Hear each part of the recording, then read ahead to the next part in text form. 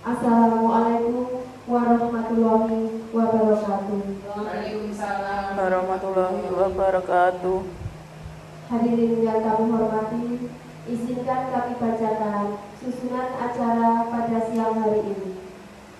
Yang pertama, pembukaan. Kedua, menyanyikan lagu Indonesia Raya. Ketiga, sambutan teman sejawat. 4. Kegiatan inti, yaitu diseminasi penerapan budaya positif di sekolah oleh Ibu Nila Fadila, CGP Angkatan 9. Yang kelima, doa. Bapak Ibu yang kami hormati, mari kita buka kegiatan pada siang hari ini dengan bacaan basmalah bersama-sama. Bismillahirrahmanirrahim. Acara yang kedua yaitu menyanyikan lagu Indonesia Raya. Kepada Ibu Putri disilakan. Hadirin dimohon untuk berdiri.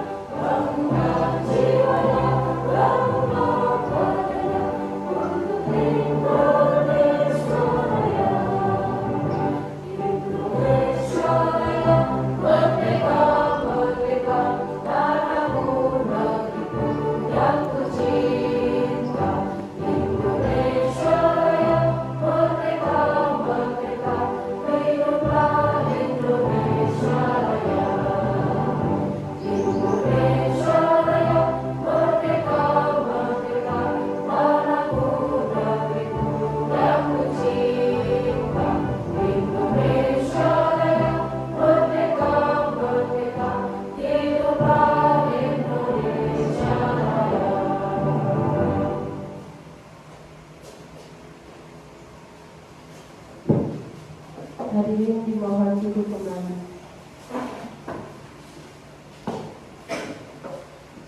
Acara yang ketiga yaitu sambutan teman sejawat yang akan diwakili oleh Ibu Suratini. Kepada Ibu Suratini disilakan.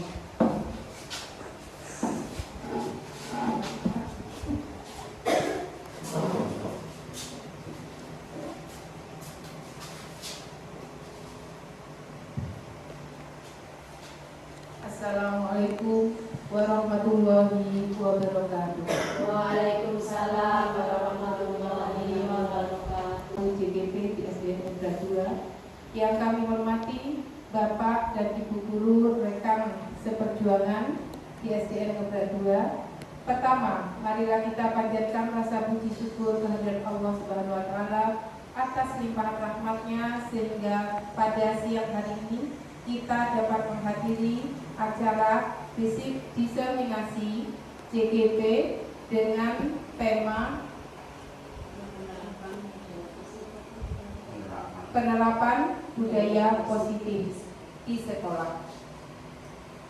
Salawat serta salam semoga tetap tercurahkan kepada junjungan Nabi Agung Muhammad SAW yang telah memberikan tauladan kepada kita yang berupa ajaran agama Islam.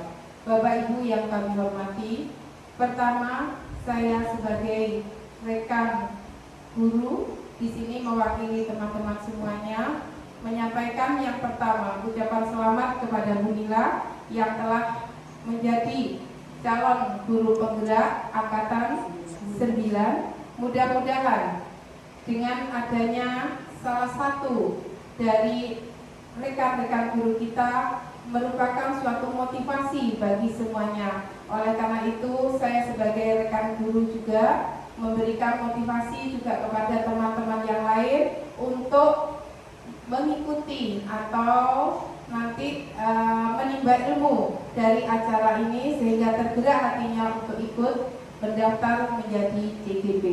Bapak Ibu yang kami hormati, marilah kita simak bersama nanti paparan dari diseminasi dari Ibu Nila nanti sehingga kita dapat mempunyai wawasan sehingga kita nantinya terketuk hatinya untuk ikut menjadi guru penggerak. Dengan adanya diseminasi ini mudah-mudahan sekolah kita juga banyak peningkatan, banyak motivasi-motivasi atau inovasi-inovasi yang baru sehingga sekolah kita lebih maju ke depannya.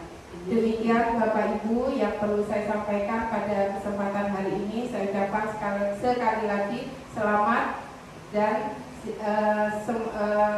silakan Bapak Ibu untuk menyimak dengan sebaik-baiknya. Saya akhiri. Wassalamualaikum warahmatullahi wabarakatuh. Waalaikumsalam warahmatullahi wabarakatuh.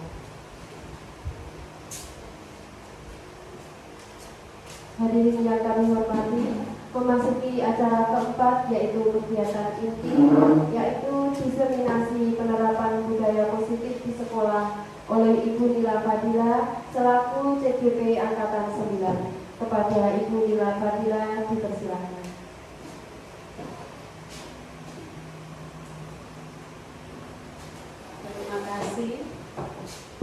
Terima kasih kepada teman-teman yang telah meluangkan waktunya untuk mengikuti acara diseminasi ini. Kita nanti santai saja Bapak Ibu ya.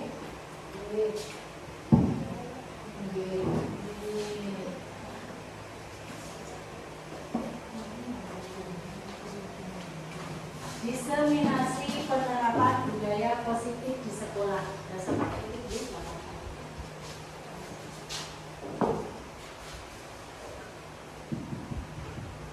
Penerapan budaya positif di sekolah oleh saya Nila Fadila, CGP Angkatan 9.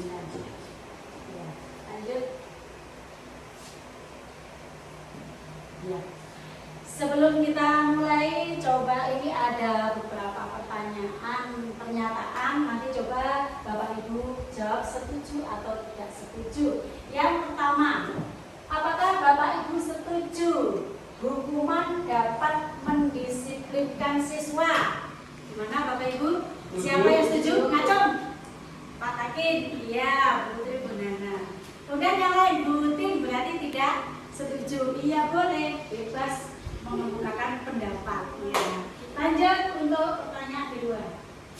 Apakah Bapak Ibu setuju pemberian hadiah dapat meningkatkan prestasi siswa? Setuju. Semua setuju ya? Nah. Yang ketiga, apakah Bapak Ibu setuju guru harus mampu memberikan solusi terhadap masalah siswa? Iya, semua pasti setuju. Lanjut. Ya. Apakah Bapak Ibu setuju guru menjadi teman bagi siswa? Setuju. Iya. Jadi ada 4 pertanyaan. Ya toh? Tadi ada yang setuju, ada yang tidak. Nah, kita tidak tahu mana yang benar ya. Nanti kita ikuti diseminasi ini hingga akhir pasti kita semua atau Bapak Ibu akan mendapatkan jawaban yang tepat. Lanjut. Budaya positif. Budaya positif adalah nilai-nilai, keyakinan-keyakinan, dan kebiasaan-kebiasaan di sekolah yang berpihak kepada murid agar dapat berkembang menjadi pribadi yang kritis, penuh hormat, dan bertanggung jawab. Lanjut.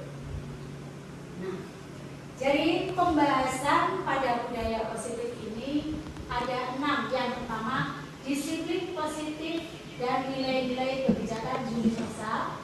Yang kedua, teori, motivasi, hukuman dan penghargaan, restitusi. Yang ketiga, keyakinan kelas. Yang keempat, kebutuhan dasar manusia dan dunia berkualitas. Yang kelima, 5 posisi kontrol. Yang keenam, segitiga restitusi. Dari 6 ini, mana bagi Bapak Ibu yang paling menarik? Keyakinan kelas. Mana yang paling menarik? Keyakinan kelas. Keyakinan kelas. Mana? Semua ya. Segitiga restitusi juga menarik. Semua menarik, semua bermanfaat bagi Bapak dan Ibu. Lanjut. Ya, standar nasional ya. Lingkungan yang positif sangat diperlukan supaya pembelajaran yang terjadi adalah pembelajaran yang berpihak pada murid sebagaimana tertuang dalam standar proses pada standar nasional pendidikan yaitu pasal 12 yang isinya pelaksanaan pembelajaran sebagaimana dimaksud dalam pasal 10 ayat 2 huruf B diselenggarakan dalam suasana belajar yang pertama interaktif, yang kedua inspiratif, yang ketiga menyenangkan, yang keempat menantang, yang kelima memotivasi peserta didik untuk berpartisipasi aktif, yang keenam memberikan ruang yang cukup bagi prakarsa, kreativitas, kemandirian sesuai dengan bakat, minat, dan perkembangan fisik serta psikologis peserta didik. Jadi kita harus mengadakan pembelajaran itu yang menyenangkan, ya, yang menyenangkan, yang bisa menimbulkan anak itu menjadi kreatif, interaktif kepada teman maupun kepada guru. Lanjut. Disiplin positif dan nilai-nilai kebajikan universal. Yang pertama, perubahan paradigma. Stimulus responnya realitas atau kebutuhan kita itu sama. Itu stimulus respon. Tapi teori kontrolnya, realitasnya, kebutuhan kita itu berbeda, tidak sama. Ya. Kemudian semua orang melihat hal yang sama. Tapi dalam teori kontrolnya setiap orang memiliki gambaran yang berbeda. Jadi intinya sebenarnya setiap orang itu pasti punya pemahaman atau pemikiran yang berbeda. Tidak bisa disamakan. Begitupun dengan peserta didik atau siswa. Makna disiplin pasti Bapak Ibu sudah paham sekali ya dengan apa itu disiplin. Disiplin adalah salah satu bentuk budaya positif yang dikembangkan di sekolah, yaitu menerapkan disiplin positif. Disiplin positif juga bisa diartikan disiplin tanpa ancaman atau tanpa hukuman. Menerapkan disiplin positif dapat meningkatkan kesadaran siswa dalam membentuk karakter positif. Disiplin positif dapat dibuat melalui kesepakatan antara guru dan siswa supaya siswa merasa terlibat dalam bertanggung jawab dalam menjalankan disiplin tersebut. Jadi sebenarnya siswa dan guru itu harus ada kesepakatan untuk bisa melaksanakan kedisiplinan, bukan guru yang membuat kemudian siswa yang melaksanakan. Lanjut. Yang ketiga, nilai-nilai kebajikan universal. Nilai-nilai kebajikan adalah sifat-sifat positif manusia yang merupakan tujuan mulia yang ingin dicapai setiap individu. Nilai-nilai tersebut bersifat universal dan lintas bahasa, suku bangsa, agama maupun latar belakangnya. Ini mengarah ke profil pelajar Pancasila, yaitu yang pertama apa Bu Putri? Beriman, bertakwa. Beriman, bertakwa kepada Tuhan Yang Maha Esa dan berakhlak mulia. Yang kedua, mandiri. Yang ketiga, bernalar kritis, yang keempat, berkebinekaan global, yang kelima, bergotong royong, yang keenam ya, kreatif. inilah ya, ada 6 karakter yang ada pada profil pelajar Pancasila. Bapak Ibu pasti sudah melontok, sudah hafal ya. Terutama guru kelas 1 dan kelas 4 yaitu Bu Putri dan Bu Nana. Lanjut. Yang kedua, teori motivasi, hukuman dan penghargaan, restitusi. Yang pertama, 3 motivasi perilaku manusia. Ya. Jadi perilaku manusia itu ada 3 motivasinya. Teori motivasi perilaku manusia yang pertama adalah untuk menghindari ketidaknyamanan atau hukuman. Ya, dan apa yang akan terjadi apabila saya tidak melakukannya? Itu berarti dia bukan dari dalam hatinya sendiri. Itu masuk motivasi eksternal. Yang kedua, untuk mendapatkan imbalan dari orang lain atau institusi. Jadi apa yang akan saya dapatkan apabila saya melakukannya? Itu kan berarti dia takut dengan institusi, ya. Jadi itu masuk motivasi eksternal juga. Masih hampir sama ya, 1 dan 2. Lanjut yang ketiga, untuk menghargai diri sendiri. Jadi yang 3 motivasi manusia itu ada untuk menghargai diri sendiri. Saya akan menjadi orang yang seperti apa bila saya melakukannya. Berarti itu keluar dari hati nurani sendiri. Nah, itu termasuk motivasi internal. Sebagai seorang guru, saat Anda hadir mengajar di kelas, tepat waktu, motivasi apakah yang melandasi tindakan Anda? Ini contoh. Jadi misalkan Bu Putri datangnya jam 7:05. Kenapa? Apa alasan Bu Putri datang jam 7:05? Nah, itu tadi bisa diimplementasikan kayak yang tadi, masuk yang mana, yang X atau in. Lanjut. Sekarang yang B, hukuman. Hukuman itu adalah tindakan terhadap suatu pelanggaran pada umumnya berbentuk hukuman atau konsekuensi. Pasti Bapak Ibu guru sudah tidak asing dengan kata hukuman. Ya, selama ini bertahun-tahun yang lalu pasti banyak sekali siswa-siswa yang mendapatkan hukuman, entah hukuman fisik maupun hukuman yang tidak berupa fisik. Lanjut. Nah, dalam modul ini akan diperkenalkan program disiplin positif yang dinamakan restitusi. Ya. Restitusi adalah proses menciptakan kondisi bagi murid untuk memperbaiki kesalahan mereka sehingga mereka bisa kembali pada kelompok mereka dengan karakter yang lebih kuat. Jadi apabila ada anak yang melakukan kesalahan itu bukan malah ditunjuk-tunjuk kamu salah, kamu ini, tapi kita harus membantunya untuk mencarikan solusi. Lanjut. Ya, sekarang coba Bapak Ibu perhatikan ini.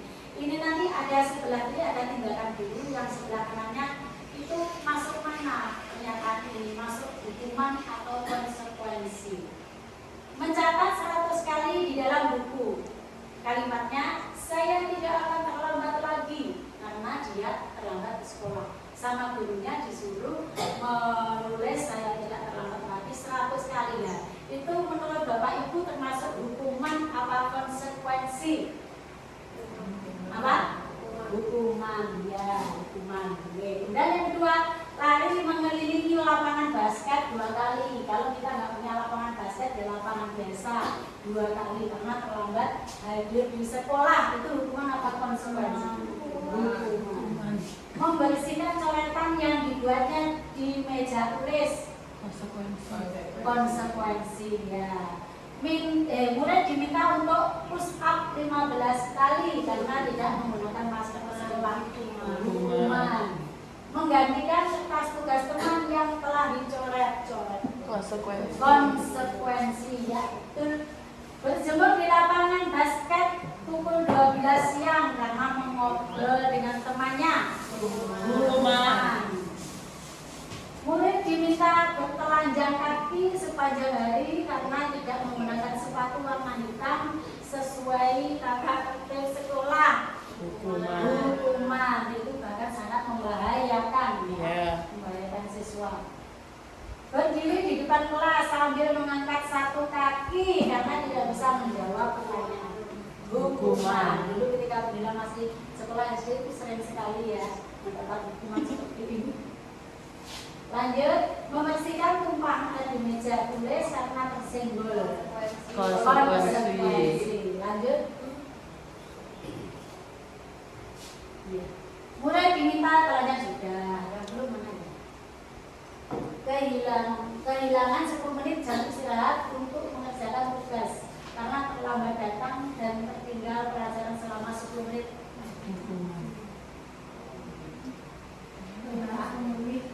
Ayo, hukuman apa konsekuensi ya? Hukuman apa konsekuensi? Siapa yang hukuman ngacung? Ini kehilangan ini. Kehilangan 10 menit jam itu konsekuensi. Untuk mengerjakan tugas ya, karena datangnya terlambat. Konsekuensi banyak yang menjawab konsekuensi. Kemudian duduk di bangku di pinggir lapangan pada jam istirahat, tidak diizinkan bermain oleh guru karena mencederai teman saat bermain di lapangan. Apa konsekuensi apa?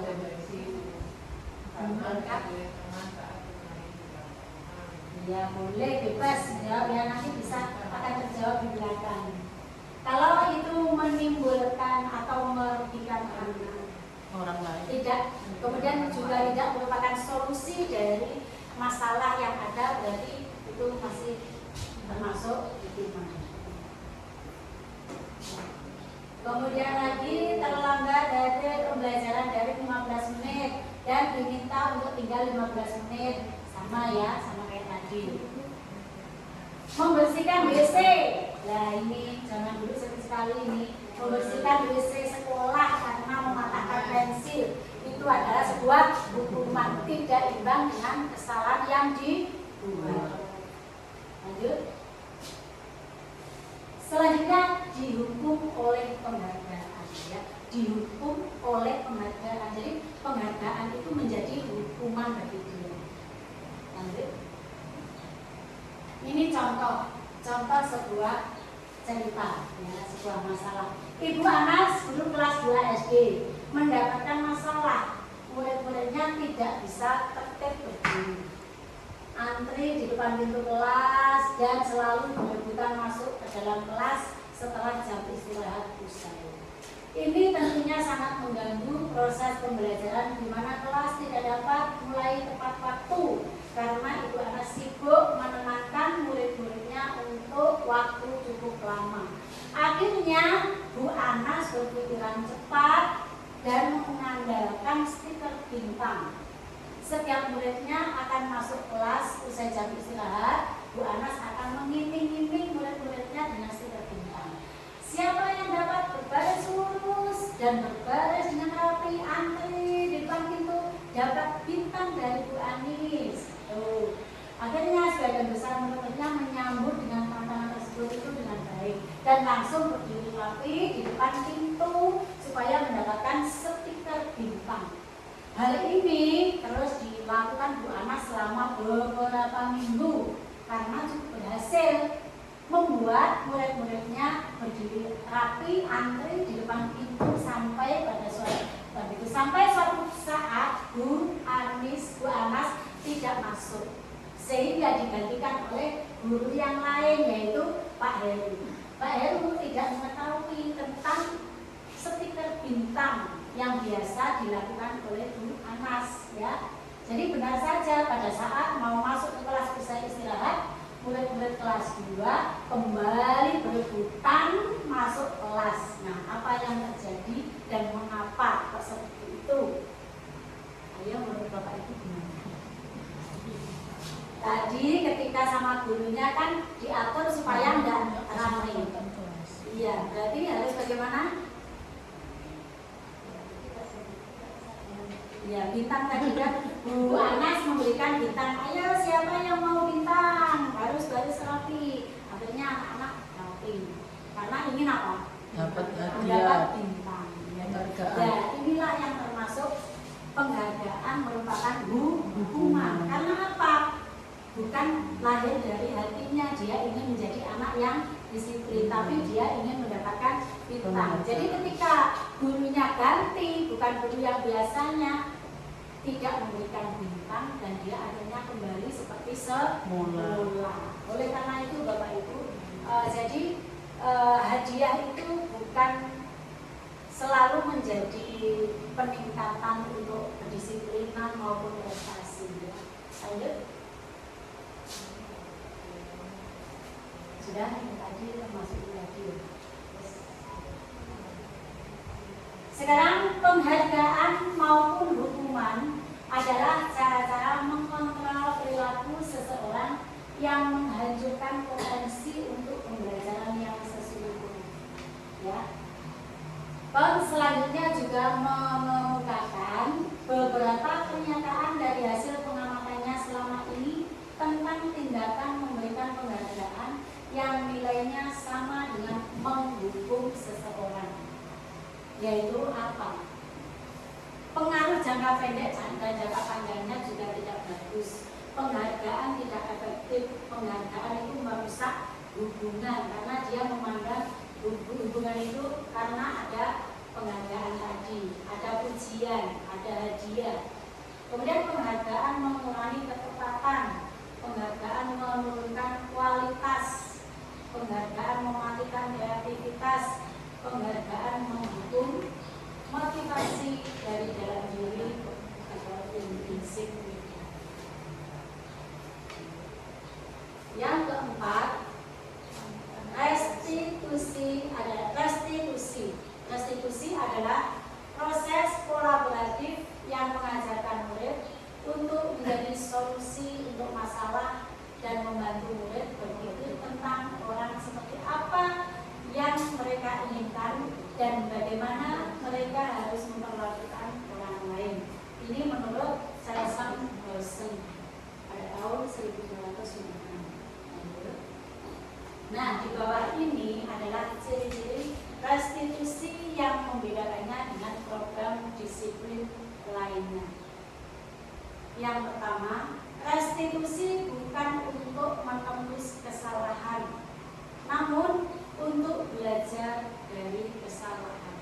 Jadi bukan harus mendapat hukuman, tapi dia bisa memetik hikmah dari kesalahan yang dia buat dan dia bisa menyelesaikan sendiri solusi dari masalah yang dialaminya, baik dengan sendiri asli atau maupun dibantu oleh Bapak Ibu.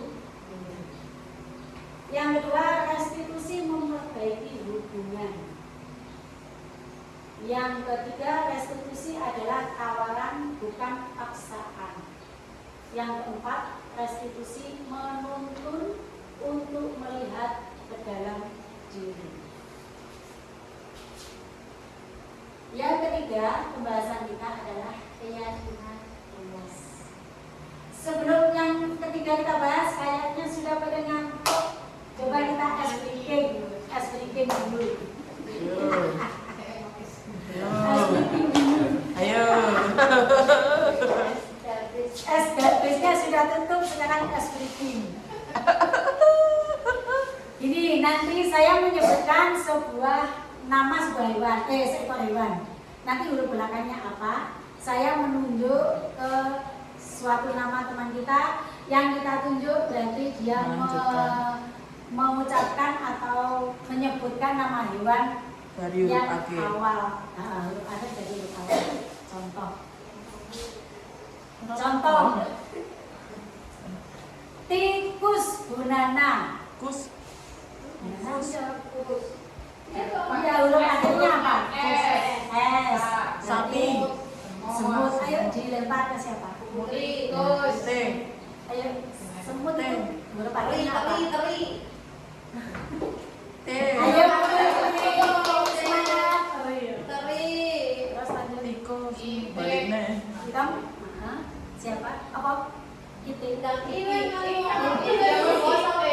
Teri ditunjukkan ke siapa? Kakak. Kucing. Bagus sekali. Patakin jempol. Jempol. Lanjut. Nah, sekarang kembali lagi ya. Keyakinan kelas. Bapak Ibu pasti sudah sepaham dengan keyakinan kelas. Keyakinan kelas adalah nilai-nilai keselamatan atau kesehatan. Inilah yang kita sebut sebagai suatu keyakinan, yaitu nilai-nilai kebajikan universal yang disepakati secara tersirat dan tersurat, lepas dari latar belakang suku, negara, bahasa maupun agama.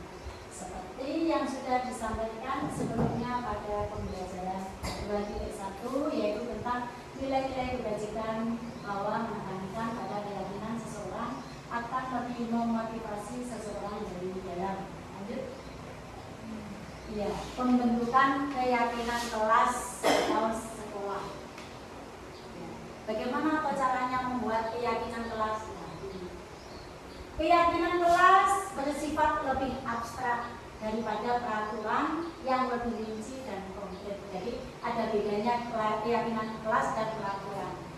Yang kedua, keyakinan kelas berupa pernyataan-pernyataan universal. Yang ketiga, pernyataan keyakinan kelas senantiasa dibuat dalam bentuk positif, jadi tidak boleh negatif. Kalimatnya harus kalimat positif. Yang keempat, keyakinan kelas hendaknya tidak terlalu banyak sehingga mudah diingat dan dipahami oleh semua warga kelas. Keyakinan kelas sebaiknya sesuatu yang dapat diterapkan di lingkungan tersebut.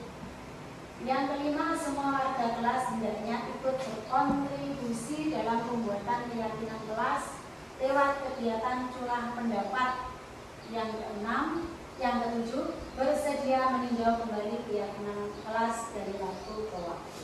Jadi keyakinan kelas itu dibuat atas dasar kesepakatan dari yang akan melaksanakan keyakinan itu. Kalau kelas berarti siapa? Kesepakatan siapa dan siapa? Siswa dan guru. Guru dan siswa. Kemudian kalimatnya juga harus yang positif, tidak boleh negatif. Jadi tidak boleh atau dilarang itu tidak boleh ya. Lanjut. Perhatikan ini. Ini adalah peraturan yang sebelah sana, nilai-nilai kebajikan yang dituju. Ini ada kalimatnya, kembalikan barang ke tempatnya. Itu berarti apa? Nilai kebajikannya? Maksudnya apa? Maksudnya apa? Disiplin kah? Tanggung jawab kah? Tanggung jawab. Ada semua. Apa? Disiplin bisa, tanggung jawab bisa. Yang betul tanggung jawab ya. Yang kedua, dilarang mengganggu orang lain. Apa? Nilai kebajikan yang dituju? Dilarang mengganggu orang lain. Jujur. Ayo, gimana? Dilarang mengganggu orang lain. Kita harus bisa meluncurkan ini nilai kebajikannya apa ya, maksudnya dari aturan ini. Berarti apa? Dilarang menghormati atau menghargai orang lain. Yang ketiga, hadir di sekolah 15 menit sebelum pembelajaran dimulai. Disiplin. Dilarang melakukan kekerasan. Menghormati, menghargai, apalagi tenggang rasa, bisa empati. Dilarang menggunakan narkoba. Apa? Nilai kebajikannya dilarang menggunakan narkoba. Jadi iman dan takwa, berakhlakmu mulia. Pergantian atau menunggu giliran. Tertib, disiplin. Dilarang merokok. Tadi maksudnya apa? Dilarang merokok.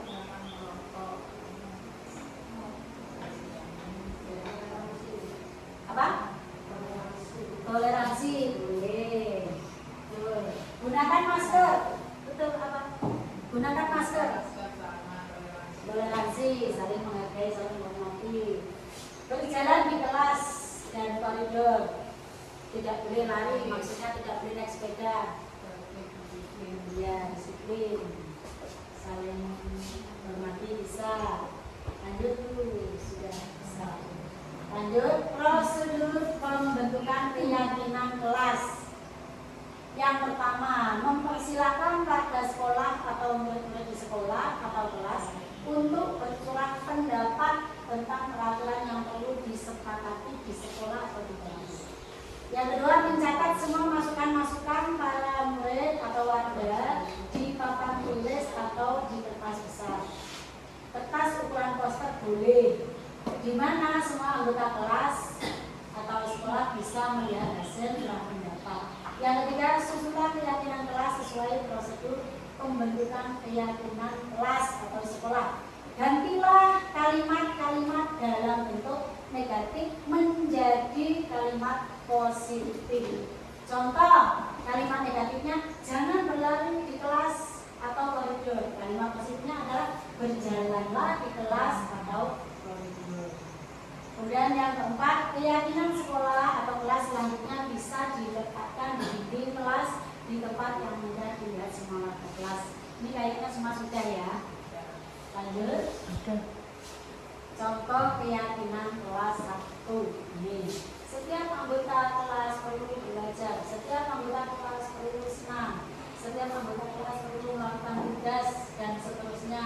Yang ini kelas 6, selalu bersikap positif, senantiasa menjadi diri terbaik, percaya dan menghormati orang lain serta barang miliknya, berkomitmen terhadap setiap tugas, senantiasa membantu. Lanjut. Ya, ini kegiatan-kegiatan pendalaman keyakinan kelas. Yang pertama, kegiatan tampak seperti atau tidak tampak seperti. Ini yang pertama, hormat, tidak seperti, datang tepat waktu, tampak seperti. Kalau tidak tampak sepertinya, sering hadir terlambat. Ya, yang betul yang tampak seperti, datang tepat waktu. Kemudian ini menyapa teman dan guru setiap hari, bersama tak acuh kepada teman dan guru. Ini seperti kayak kebalikannya, yang sana yang negatif, ini yang kalimat positif. Jadi keyakinan kelas harus dibuat dengan kalimat yang positif. Ini yang tentang hormat. Selanjutnya yang ini bekerja, tampak sepertinya tekun bekerja dan menyimak guru. Kalau tidak tampak sepertinya, tidak mendengarkan guru dan acuh tak acuh. Tampak seperti menyerahkan tugas tepat waktu.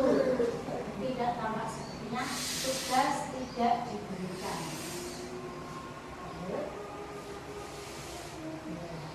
Tadi sampai di sini tadi tidak ada pertanyaan ya? Lanjut. Ya. Kegiatan tugas saya, tugas kamu, tugas guru dan tugas. Nah, salah satu kegiatan lain yang dapat dilakukan untuk memperdalam keyakinan kelas adalah mempelajari tanggung jawab setiap warga kelas.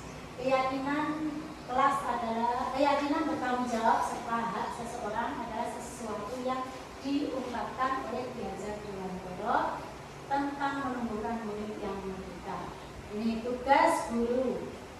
Guru tugasnya adalah mengajar, mendidik, menjawab pertanyaan, memberi nilai, mengatur kelas, menegakkan peraturan kelas, menjalankan keyakinan kelas, peduli terhadap semua murid.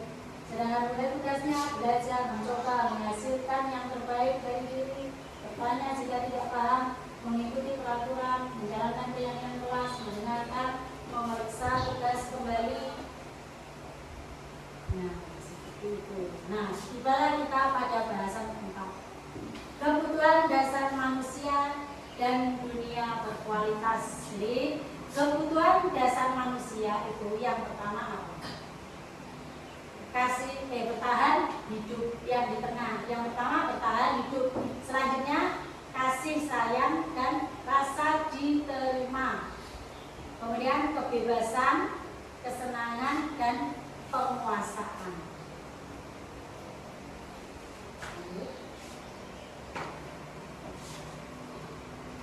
Kebutuhan bertahan hidup, ya, yang pertama yang kita bahas adalah kebutuhan bertahan hidup.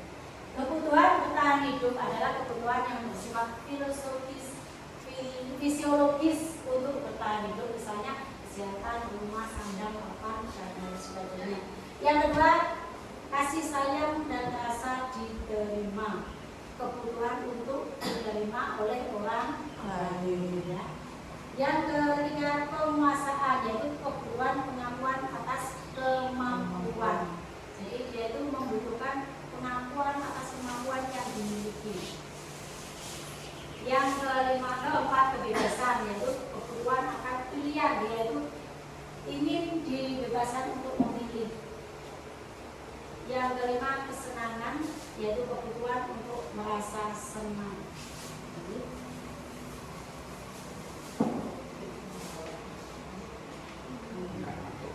Sekarang 5 posisi kontrol. Berikut ini akan disampaikan suatu program disiplin positif yang berpusat pada murid yang dikembangkan oleh Gary Bosen dengan pendekatan restitusi yang disebut dengan 5 posisi kontrol. Berdasarkan pada teori kontrol William Bosen berkesimpulan ada 5 posisi kontrol yang diterapkan seorang guru, orang tua, ataupun atasan dalam melakukan kontrol. Nah, 5 posisi kontrol tersebut adalah yang pertama penghukum, yang kedua pembuat rasa bersalah, yang ketiga teman, yang keempat pemantau, yang kelima adalah manajer. Ya. Inilah posisi kontrol kita terhadap orang lain, yaitu yang pertama. Ya Bapak Ibu, nanti coba Bapak Ibu teliti, Bapak Ibu masuk di posisi kontrol yang mana, yang penghukum atau pembuat rasa bersalah, teman, pemantau, atau manajer. Kalau penghukum, seorang penghukum bisa menggunakan hukuman fisik maupun verbal. Kalau pembuat merasa bersalah, pada posisi ini biasanya guru akan bersuara lembut. Pembuat rasa bersalah akan menggunakan keheningan yang membuat orang lain merasa tidak nyaman, bersalah, atau rendah diri. Kalau yang ketiga sebagai teman, guru pada posisi ini tidak akan menyakiti murid, namun tetap akan berupaya mengontrol murid melalui persuasi atau ajakan. Yang posisi ketiga, keempat, memantau. Jadi memantau artinya mengawasi. Pada saat ini kita mengawasi, kita bertanggung jawab atas perilaku orang yang kita awasi. Nah, yang terakhir adalah manajer. Posisi terakhir manajer adalah posisi di mana guru berbuat sesuatu bersama dengan murid, mempersilahkan murid mempertanggungjawabkan perilakunya, mendukung murid agar dapat menemukan solusi atas permasalahannya sendiri. Nah, semoga Bapak Ibu juga termasuk di posisi kontrol yang kelima, yaitu manajer. Yang ke-6, pembahasan yang ke-6.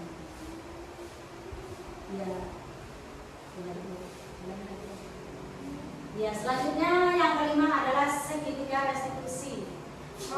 Proses menciptakan kondisi bagi murid untuk memperbaiki kesalahan mereka, sehingga mereka bisa kembali pada kelompok mereka dengan karakter yang lebih kuat. Melalui restitusi, guru dapat membantu murid menjadi lebih memiliki tujuan disiplin positif serta memberikan dirinya setelah berbuat salah. Membantu murid untuk jujur pada diri sendiri dan mengevaluasi dampak dari kesalahan yang dilakukan. Memberikan penawaran bukan paksaan. Inilah segitiga restitusi. Segitiga restitusi yang pertama kita lakukan adalah menstabilkan identitas, yang kedua validasi tindakan yang salah, yang ketiga menanyakan keyakinan.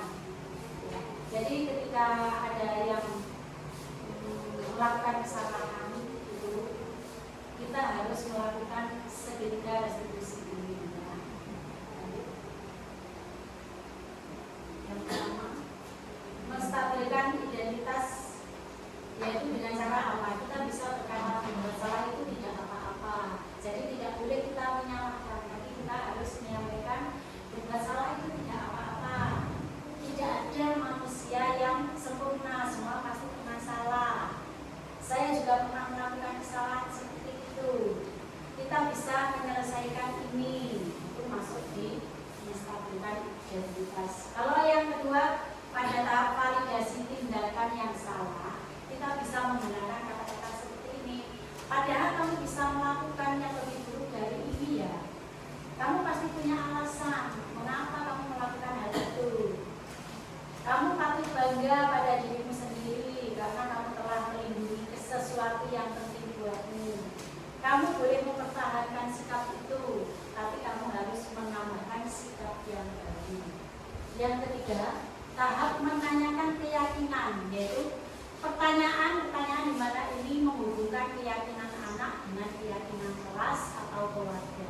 Yaitu misalkan dengan menggunakan pertanyaan apa yang kita percaya sebagai kelas atau keluarga, apa nilai-nilai umum yang kita telah sepakati, apa bayangan kita tentang kelas yang ideal, kamu mau jadi orang yang seperti apa. Nah, itulah yang ketiga. Jadi segitiga restitusi itu perlu kita gunakan untuk menyelesaikan masalah pada siswa.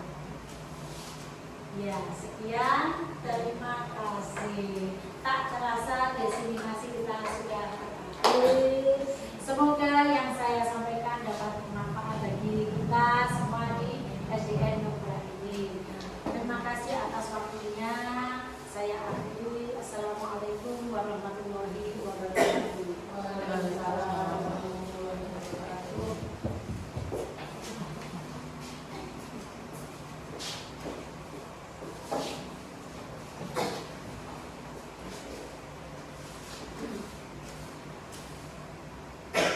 Acara selanjutnya yaitu doa kepada Bapak Haji Mutakin, disilahkan.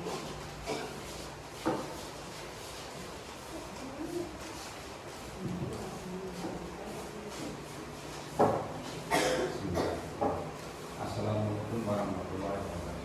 Waalaikumsalam warahmatullahi wabarakatuh.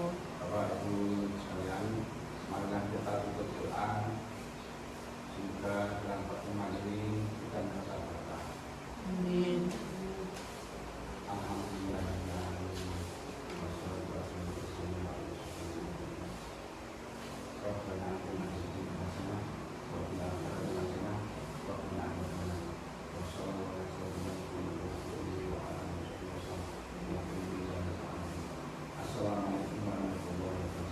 Waalaikumsalam warahmatullahi wabarakatuh.